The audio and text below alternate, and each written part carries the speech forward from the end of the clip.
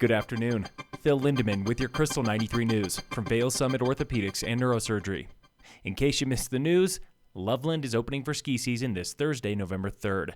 Chet's Dream starts spinning at 9 a.m. for turns on catwalk, mambo, and home run.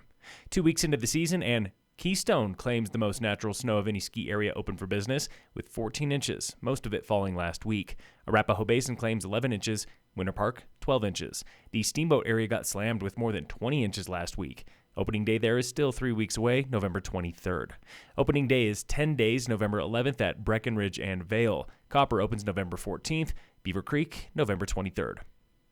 Dillon Amphitheater made more than $3.8 million this past season, including $3.6 million from ticket sales alone.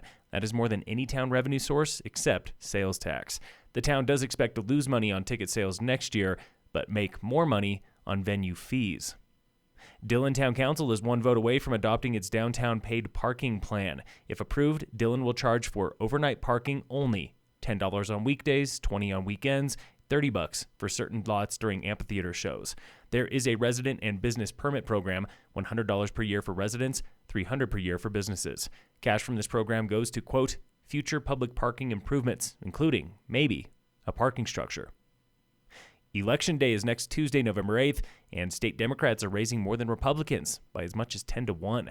Local state Senate candidate Dylan Roberts has raised over $320,000. That's more than double that of his opponent, Matt Solomon. Local state House incumbent Julie McCluskey has raised over $221,000, a whopping 10 times more than her first-time opponent, David Buckley. Here locally, things were a bit different. Newcomers are raising and spending more than incumbents. Sheriff hopeful Scherr has raised nearly $30,000 and spent most of it. Incumbent Sheriff Jamie FitzSimons has raised $21,000 and spent less than $8,000. Commissioner hopeful and three-time challenger Alan Bacher has raised $3,200, spending all but $400. Incumbent Elizabeth Lawrence has spent just $140 with cash that was left over from her 2020 campaign. For state governor, incumbent Democrat Jared Polis has raised over $12.7 million. That's 5 times more than his opponent, Republican Heidi Ganahl. Summit County Clerk shows just over 2,900 people have cast a ballot, nearly 14% of registered voters here.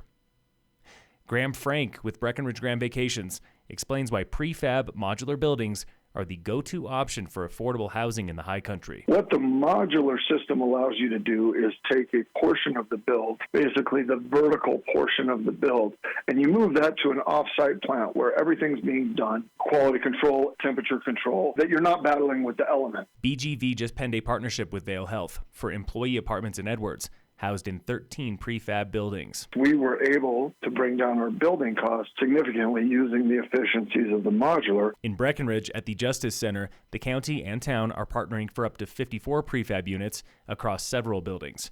Breck Grand Vacations is not involved in that project. Yesterday, we reported on sleep and how it can be disrupted by a traumatic brain injury.